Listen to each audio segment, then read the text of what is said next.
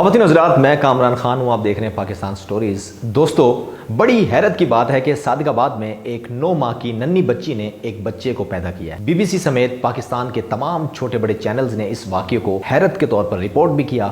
ناظرین، انتہائی خوفناک اور خطرناک بات یہ ہے کہ بچی کی عمر صرف 9 مہینے ہے۔ 9 ماہ کی عمر میں ننھی بچی نے ایک بچے کو جنم دیا ہے صادق آباد میں۔ ایسا کیسے ہو سکتا ہے؟ انسان کا ذہن یہ سوچ کر ہی مفلوج ہو جاتا ہے۔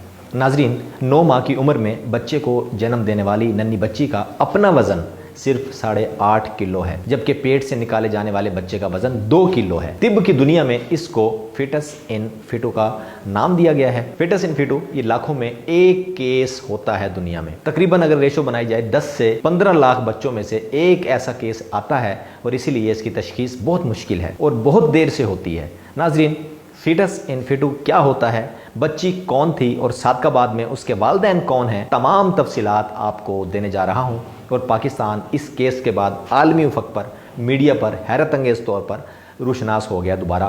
معلومات کیا ہیں؟ آگے بڑھنے سے پہلے میں آپ کو یہ بتا دوں کہ یہ سب میرے رب کی نشانیوں میں سے ایک ہے۔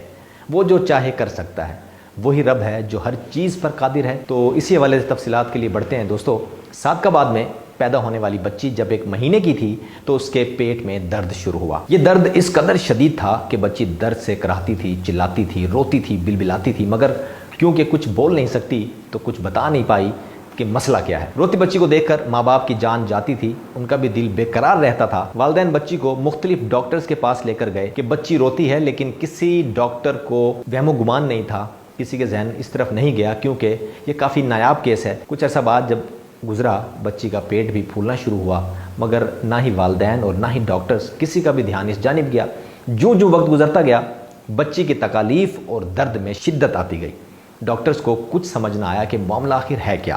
ایسے میں بچی کے والدین اسسٹنٹ پروفیسر ڈاکٹر مشتاق احمد کے پاس پہنچے، جو رحیم یار خان کے شیخ زاید ہاسپٹل میں پیڈیاٹرک سرجن ہیں، بچوں کے سرجن ہیں۔ ڈاکٹر مشتاق احمد نے جب بچی کا معائنہ کیا تو ان کو اس بچی کے پیٹ میں رسولی اور پانی کی تھیلیاں محسوس ہوئیں، تجربے کی بنیاد پر۔ اس کے بعد انہوں نے الٹرا ساؤنڈ کروایا تو اس کی تصدیق ہوئی، مگر ڈاکٹر مشتاق احمد کا ذہن بھی اس طرف نہیں گیا کہ یہ ایسا کون سا کیس ہو سکتا ہے، یعنی 9 ماہ کی بچی کے پیٹ میں ایک اور بچہ پل رہا ہو، پنپ رہا ہو۔ بچی کے پیٹ میں بچہ ہے، اس کی تشخیص کے لیے MRI کروانا ہوتا ہے، لیکن والدین کے پاس وسائل کم تھے اور ظاہر ہے صادق آباد میں یہ سہولت موجود بھی نہیں تھی۔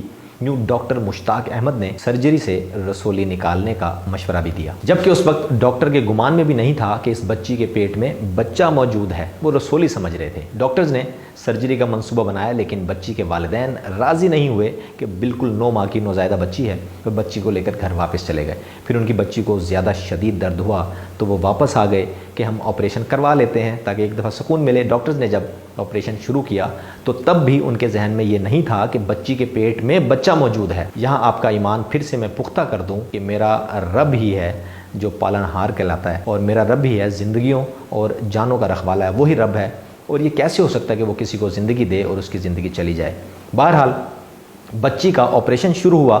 دوران آپریشن جب ڈاکٹرز نے بچی کا پیٹ کھولا تو اس میں پانی کی تھیلیاں موجود تھیں، لیکن بچہ بھی موجود تھا۔ ڈاکٹر کے مطابق جس طرح 6-7 ماہ کے بچے کی خصوصیات ہوتی ہیں، یہ بالکل ویسا ہی تھا، اور چہرے کے علاوہ پورا جسم انسانی موجود تھا، کیونکہ چہرہ بعد میں ڈیولپ ہوتا ہے۔ ڈاکٹر مشتاق احمد کا اس حوالے سے کہنا تھا کہ جب آپریشن کا آغاز کیا گیا تو سب کچھ نارمل تھا۔ 2 گھنٹے آپریشن کے بعد بچی کے پیٹ سے رسولی نکالی تو حیرت انگیز طور پر یہ سامنے یہ واقعہ آیا کہ پیٹ سے نکلنے والی رسولی دراصل بچہ تھا۔ 10 ماہ کی بچی کے پیٹ میں بچہ پرورش پا رہا تھا۔ یہ بچہ نما بچی کی چھوٹی آنت سے جڑا ہوا تھا اور آنتوں کے درمیان سے خون لے رہا تھا، اپنی خوراک لے رہا تھا۔ ہمیں خطرہ تھا کہ بچی کو نقصان نہ پہنچ جائے۔ ہم نے تسلی کی کہ بچی کو کسی طرح کا نقصان نہ ہو۔ کامیاب آپریشن کے بعد بچی کی حالت خطرے سے باہر ہے۔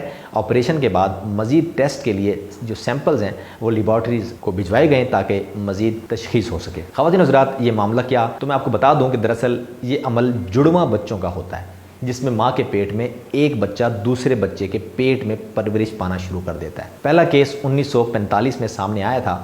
پوری دنیا میں اب تک 100 کیسز مختلف ممالک میں ہو چکے ہیں، جبکہ اس کو فیٹس ان فیٹو بھی کہا جاتا ہے۔ اس طبی نظریے کے مطابق عام طور پر ایسے کیسز میں یہ ہوتا ہے کہ جب کسی خاتون میں جڑواں بچے ہوں لیکن حمل کے آغاز میں ہی ایک بچہ کسی وجہ سے اپنے جڑواں بچے کے کسی جز سے یا اس کے پیٹ میں کسی بھی حالت میں وہ زندہ رہتا ہے۔ اب میرے ذہن میں یہ سوال آ رہا ہے کہ کیا یہ پاکستان میں پہلا کیس ہے؟ آپ سے بھی میں پوچھتا ہوں، یقیناً آپ بھی یہ سوچ رہے ہوں گے۔ تو جناب پہلے بھی ایسے کیسز پاکستان میں ہی رپورٹ ہو چکے ہیں۔ 2006 میں ایک ایسا منفرد کیس اسلام آباد کے پیمز اسپتال میں سامنے آیا تھا، جب 1-2 ماہ کی بچی کے پیٹ سے 2 فیٹس یعنی 2 مردہ بچے نکالے گئے تھے۔ اس وقت آپریشن کرنے والے ڈاکٹر ظہیر عباسی نے اسے پاکستان کا ایسا پہلا کیس قرار دیا تھا اور بتایا تھا کہ بچی کے پیٹ سے 2 جڑواں بچے نکالے گئے ہیں جو پہلے ہی مر چکے تھے مردہ حالت میں۔ منفرد بات یہ ہے کہ ایسے کیسز صنف پر منحصر نہیں ہوتے، بچوں یا بچیوں دونوں میں ہی ہو سکتے ہیں، لڑکا لڑکی کوئی ہو سکتا ہے۔ جبکہ ایک کیس رحمیر خان میں موجودہ طور پر رپورٹ ہوا جس میں پیٹ میں موجود بچے کے جسم کے تمام حصے ابھی پوری طرح مکمل نہیں تھے لیکن انسانی شکل اختیار کرتے جا رہے تھے۔ خواتین و حضرات، یہ جس مقام پر ہوتا ہے اسی جگہ پر رہتا ہے۔ زیادہ تر پیٹ کے نچلے حصے میں اس کیفیت کا نام فیٹس اینڈ فیٹو اس لیے رکھا گیا ہے کہ ایک فیٹس میں 3 تہیں ہوتی ہیں جو اس ٹیومر میں بھی ہوتی ہیں۔ دوسرا اس کو ٹوئن کا نام دیا جاتا ہے کہ دوسرا جڑواں بچہ، اور یہ ایک نظریہ ہے لیکن یہ سائنسی اعتبار سے 100% ثابت نہیں ہو سکا آج تک۔ طب کی دنیا میں اب تک اس مرض کی وجوہات مکمل طور پر طے نہیں کی جا سکیں، تاہم اتنا واضح ہے کہ یہ نیلا آسمان، یہ وسیع و عریض دھرتی، یہ چمکتا سورج، یہ چاندنی میں نہایا ہوا چاند، یہ روشن ستارے، خلا میں تیرنے والی یہ کہکشائیں، ہواؤں کے دوش پر اڑان بھرنے والے یہ بادل اور گھٹائیں، یہ بے کراں سمندر، اور اپنی دھن میں مگن بہتی چلی جانے والی ندیاں، یہ چمن کے پھول، غرض کہ زمین سے آسمان تک جتنی بھی مخلوقات ہیں اور جتنی بھی یہ ذرات ہیں، سب اسی رب وحدہ لا شریک کی تخلیق ہیں اور اسی کی نشانیاں ہیں جو سارے جہان کا پالن ہار ہے، جس کی محتاج دنیا اور ہر شے اس دنیا کی ہے لیکن وہ کسی کا محتاج نہیں۔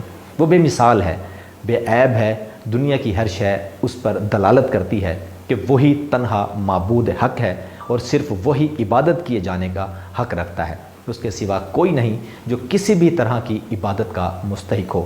خواتین حضرات، بات کرنے کا مقصد صرف یہ ہے کہ اللہ تبارک و تعالیٰ ہی ہے، وہ چاہے جسے بیٹے عطا فرمائے، جسے بیٹیاں عطا فرمائے، جس کی دل کی مراد وہ چاہے۔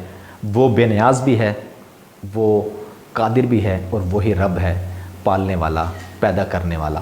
خواتین حضرات، آج کی انفارمیشن کے حوالے سے اگر آپ اپنی رائے کا اظہار کرنا چاہیں تو ہمارا کمنٹ باکس حاضر ہے، آپ اپنی قیمتی رائے کا اظہار نیچے موجود کمنٹ باکس میں بے دریغ کر سکتے ہیں۔ اسی حوالے سے دوستو، آپ کچھ سوال کرنا چاہیں، کوئی ٹاپک بتانا چاہیں یا کسی پر اپنی ولاگ بنوانا چاہتے ہیں، آپ نیچے موجود کمنٹ باکس میں اپنے ٹاپکس بھی لکھ کر ہم تک پہنچا سکتے ہیں۔ خواتین حضرات، ہماری سٹوری آج کی کیسی لگی، اپنی تاثرات کا اظہار بھی کیجیے گا، اور اس امید کے ساتھ اختتام کرتے ہیں کہ اللہ تبارک و تعالیٰ ہم سب پر اپنا خاص رحم و کرم فرمائے، اللہ تعالیٰ پاکستان کی خیر فرمائے۔